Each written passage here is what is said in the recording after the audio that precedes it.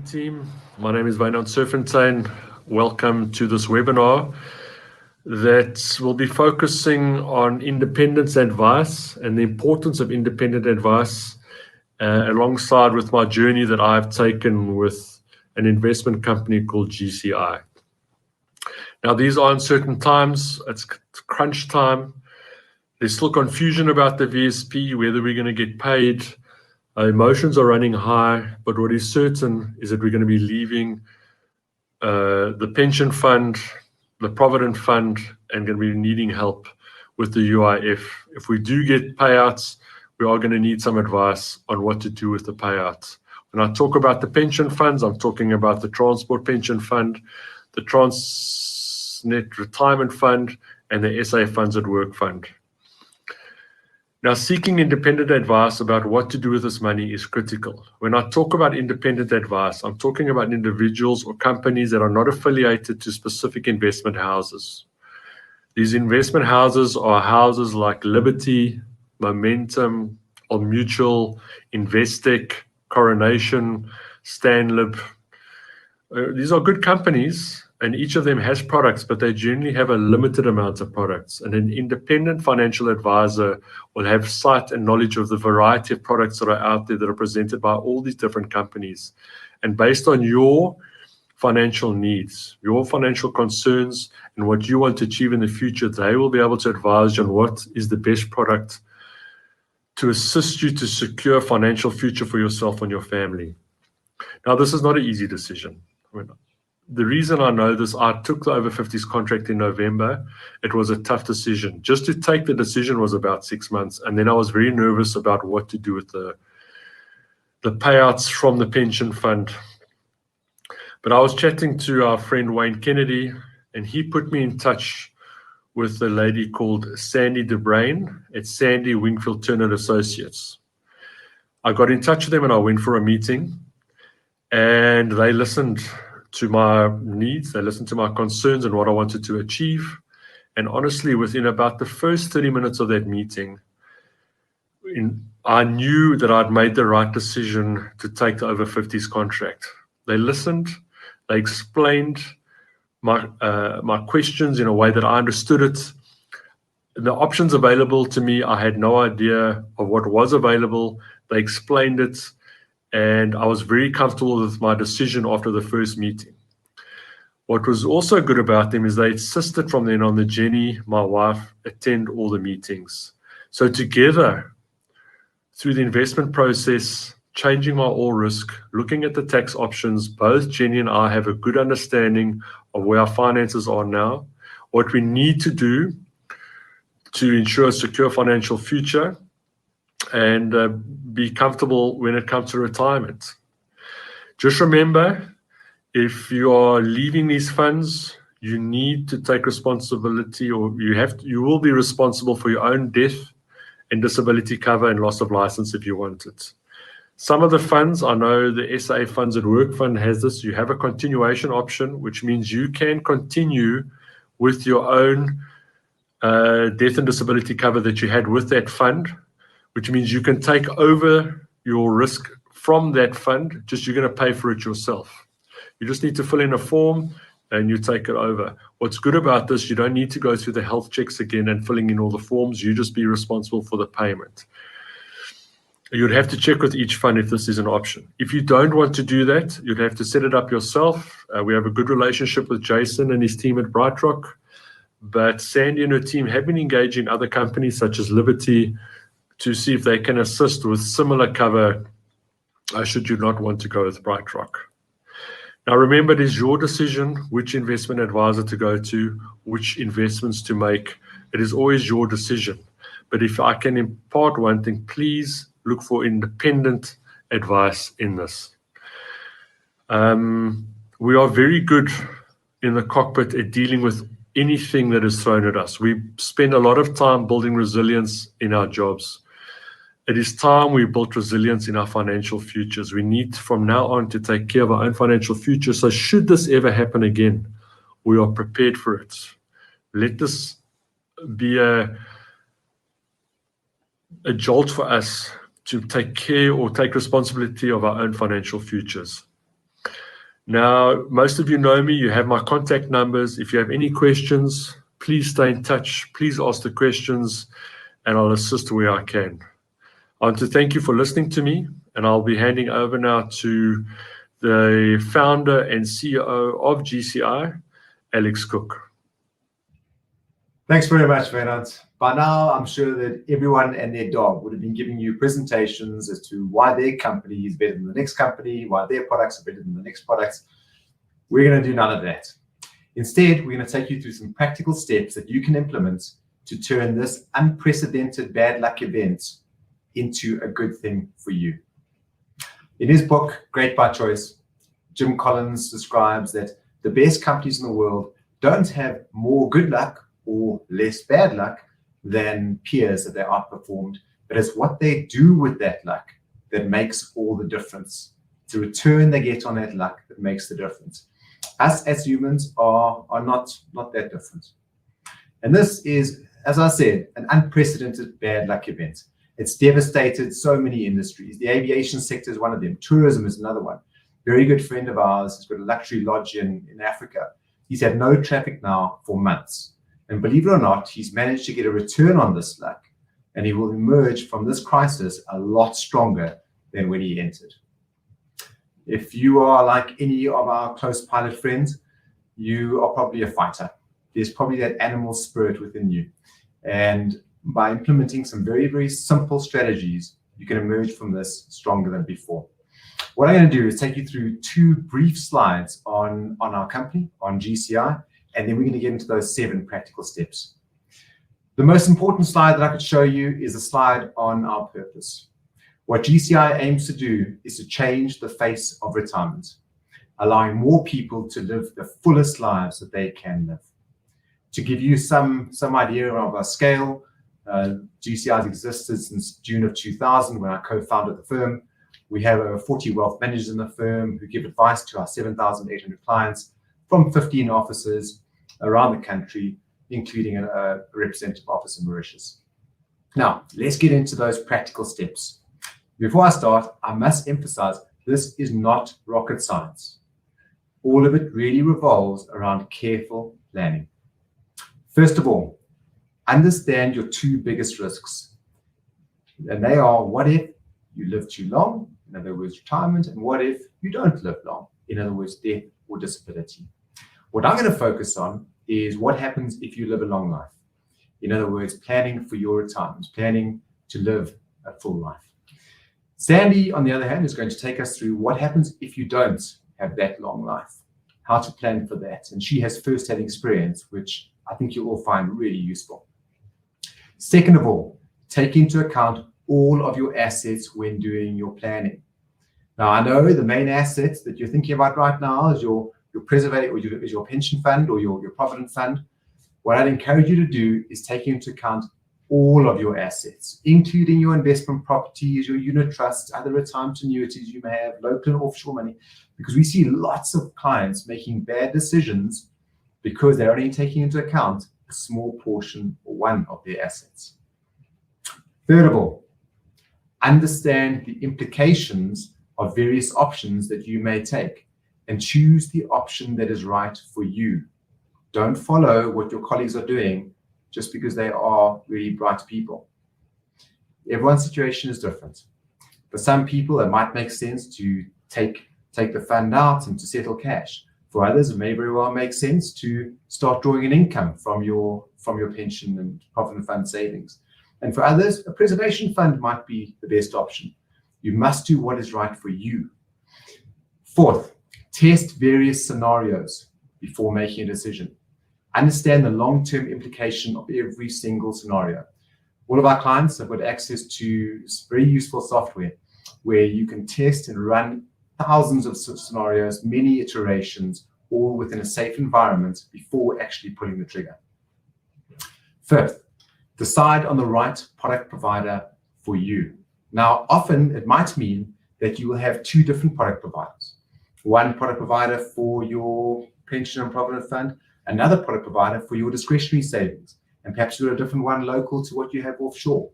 No one product provider is the best for absolutely everything. And on this note, I'd really encourage you to always use an independent financial advisor, be it GCI or another, but make sure they are independent, where they're not going to pigeonhole you into just one company's products. Sixth, understand initial and ongoing costs, and be very sure to understand what you get for their costs. As Warren Buffett is famous for saying, cost is what you pay and value is what you get. Understand the value more than just the costs alone. Seventh and last, beware of share portfolios and single fund managers. Deciding how to combine fund managers is very important. Don't put all of your eggs into one basket. Whilst there are many good fund managers around the country, how to combine them is a skill and an art. And globally, there are around 200,000 options. It's how all of that complexity is simplified that is going to make an enormous difference to you. Let your financial planner, hopefully GCI, focus on the planning part, and let the asset manager, the portfolio manager, focus on putting together the unit trusts for your investments and the right combination. I hope these 7 points have been useful to help you get a return on this bad luck event. And what I'm going to do is hand over to Sandy to take you through planning for what happens if you don't live a long life or if you are disabled.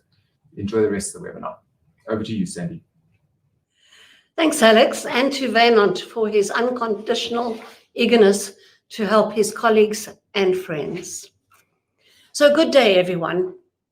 Sincere thanks for this opportunity to assist during these stressful times, huge uncertainty and fear. As an independent wealth manager, I'm here to talk of some practical considerations for you.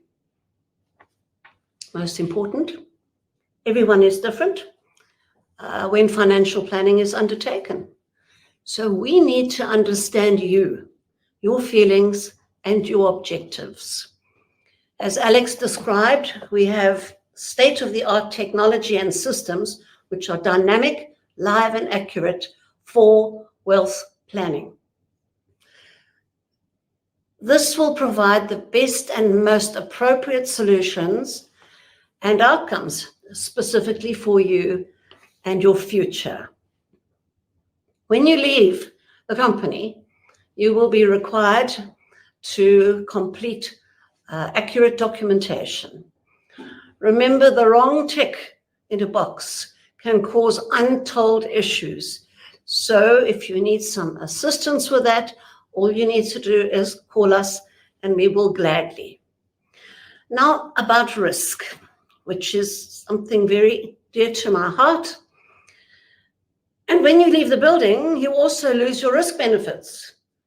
Now, what are we talking about risk benefits? It's life to protect your family and their futures, disability for your own protection, and income protection. When you leave, there is no family protection. Some members, however, might have a continuation option. And if you choose to exercise this, remember that you can have your cover without underwriting. You don't have to prove medical fitness, but you then have to pay for it yourself. So when I think about risk benefits, what actually happened to us? I'm married to a pilot of 49 years of service. And Saki, my husband, had never, ever been to see a doctor other than for his aviation medicals. This was every 6 months. And 5 years ago, he went to have his medical done, not feeling, he was totally asymptomatic. And he was diagnosed with a really, really scary cancer. It was even more scary because he was literally just going for his normal 6-monthly medical. After 5 years of worry, of concern, Saki now has been flying for about 4 years He's got his license back. He's cancer-free, but he had a risk benefit, which is a critical illness benefit. And we are very, very strong on the critical illness benefit because people survive from critical illness and they can get their careers back. And we've had that experience ourselves, very, very close. So having said this, we have identified specific cover for you and your family to be comfortable in the future from the various options that we have out there as independents. All you need to do is give us a call. We can talk you through them and assist you if you need further information around this. So thanks once again. Good luck with your endeavors in the future. We know it's difficult times, but we're here to help you. Thank you very much.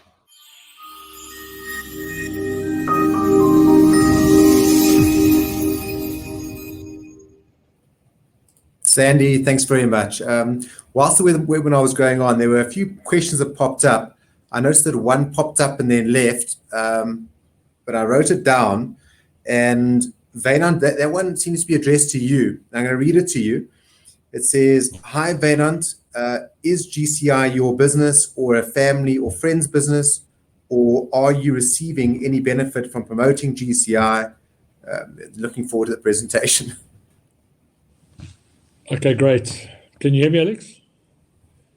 Yes, I can hear you. Okay, Thanks, great. Wynand. No, at this stage, I will not be having any affiliation with GCI. Just during lockdown, Sandy and I spent quite a bit of time together discussing my future, and judging by all the questions I was getting from colleagues, I was really worried about independent advice, especially the fact that the company was setting up a Momentum office at work. And all I wanted to do was try to get a message through about independent advice.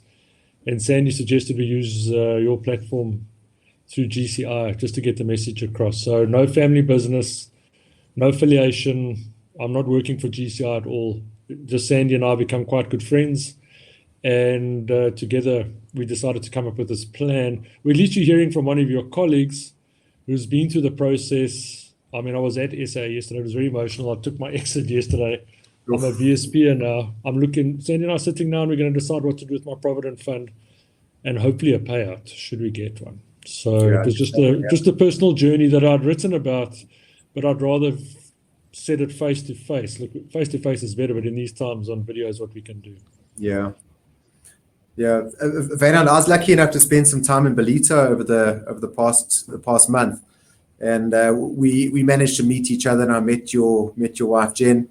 And I can tell you that from our perspective, so few families view their finances as a unit, so that when tragedy does hit, it often affects the remaining spouse so heavily. And could you just go through your experience that Jen had? Yeah, sure. So it was quite interesting because we were sort of walking our own financial paths until we were forced to go. The over 50s was precipitated by what I was seeing, what was going on at SAA. And now that Jenny and I have been sitting together with Sandy and with yourself, when we met, Jen and I were there as well. Jenny, we both now know exactly what we have to do. We have a joint understanding of how we must combine our finances and our lifestyle changes to make sure that I can retire at, well, I was hoping to do it at like 60 or 61, but it's now slowly moving up to 63 or 65. But now we know, and jointly we know that. And, through this time, I wish I'd started this journey earlier. And I'm disappointed in myself because I was a trustee on the funds. I cancelled all my investments because I was tired of the poor independent advice I was getting. I started investment clubs, but I still didn't take full control of my finances. So when something like this happened, it was still a difficult situation. It was because we don't know what to do. And unfortunately, we sit on WhatsApp groups taking advice from our friends, and I cringe because they're getting advice from their friends or what they've interpreted from their advisor. Yeah. So getting independent advice and doing it jointly. I know Sandy speaks of some couples who can't sit in a room together talking about finances. We see that but too. Jen and I, it's definitely worked for us, and her eyes have been opened as have mine. So probably one of the highlights of joining Sandy was that, and then the relationship we've built as a family now with her and Saki. Yeah. It's very important. That's great. There were two other questions which came up. The first one is, what is GCI trying to achieve with this initiative? So if you don't mind, I'll answer that one. We've set ourselves an audacious goal, a purpose, if you like, of changing the face of retirement in South Africa. And the amount of people that have walked into our office where they've been working their entire career, they have a few million rand saved up, and after taking them through their plan for the rest of their life, they break down in literally tears. And we have adults, grown men and women, in our offices on a regular basis in tears because they haven't done the planning correctly. And it doesn't have to be this way. By simply making a few more right decisions than wrong decisions along the journey of your financial life, the outcome can be significantly different. So we're looking to uplift the entire country, but we realize that there is a band of people that is in a position to get themselves to a safe situation that we need to focus on initially, because what's going to happen is that band is going to end up looking after the vast majority through the multiplier effect. If you think about each one of your earnings, you spend a large portion of your earnings in the economy. In turn, you are effectively supporting at least 10 other people. As pilots, you're fairly high earners. You're probably supporting 20 to 30 people. So by taking one of you out of the economy, 30 people effectively stop eating. So this is our bigger purpose, and we've got a lot of very close ties with the aviation sector. Many pilots we are looking after already, and of course, Saki is very dear to us, being Sandy's husband. Sandy, the next question I think we could direct towards you. I know you've been working very closely with all the wealth managers around the country, and the question is, I'm based in Cape Town. Can you help people in various regions around the country? Yes, thank you, Alex. Yes, we can. Our company has representatives in each section of South Africa. What my duty here is to make sure that I contact the particularly in this case the pilots, because this is what we've been trying to assist with. And then once we know what their goals, dreams, and considerations are, we can then allocate, if they would like us to do so, allocate a person in their area under supervision from us to make absolutely sure that they are comfortable and able to realize their dreams, because that's really what we're here to do. We're trying to help. Because of my association, my past association with aviation, it's something which we need to do.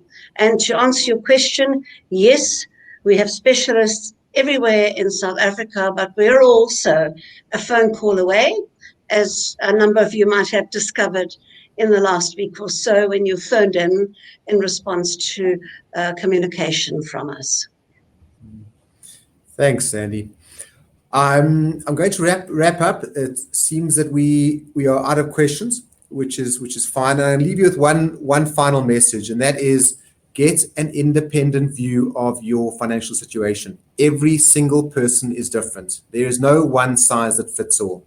So beware of doing what Wynand said many are doing, which is just following what your colleagues are doing. Get an independent view of your situation and plan for the rest of your life starting now. Thanks very much for joining us. It's been a pleasure presenting to you. Thanks, everyone.